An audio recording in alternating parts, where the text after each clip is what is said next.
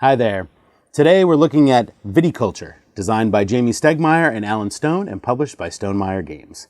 You've just inherited a vineyard in postmodern Tuscany and dream of running a successful winery. Viticulture is a worker placement game where players manage their vineyards by planting vines, building structures, hosting visitors, harvesting fields, aging grapes, and fulfilling wine orders. The game is played over a series of rounds, or years. The years are divided into 4 seasons with players taking specific actions or making choices in each. In the spring, players will decide how early their workers will wake up. This will determine turn order for the rest of the year and may also include a special bonus. Next is the summer season. This is the first of 2 seasons where players will send their workers out to take actions. Each action location has up to 3 spaces available depending on the number of players.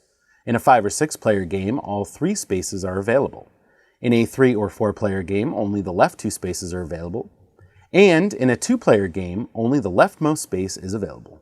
Placing a worker in an empty available space will block it for other players to use that year. That is, unless another player decides to use their grande worker, which can be placed next to the space.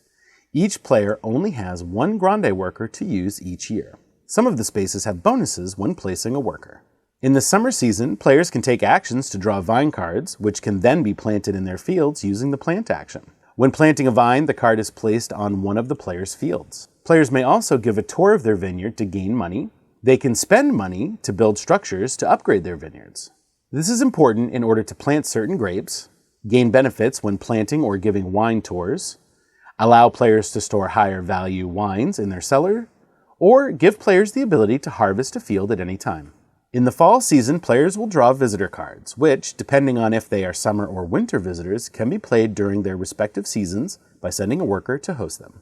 In the winter season, players can send their workers out to harvest fields, make wine from their grapes, train new workers, or draw wine order cards, which can then be fulfilled with this action. Harvesting fields will give players grape tokens based on their grape values. When making wine, players will move their grape tokens from their crush pads to their cellar, sometimes combining them to make blush or sparkling wines. At the end of every year, any grapes or wines still on a player's mat will age up once, increasing in value.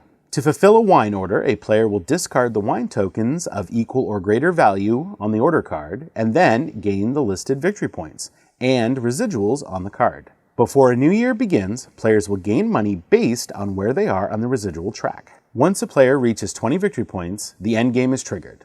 And at the end of the current year, the player with the most victory points wins.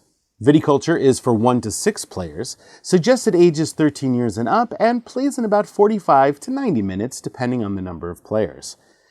As of recording this video, there are several expansions available for Viticulture that include things like special worker powers, a new deck of structure cards, an influence area control map of the Tuscany region, a new deck of visitor cards, and a cooperative expansion that also includes a campaign. If you'd like more information, head on over to the Stonemaier Games website or visit your friendly local game store.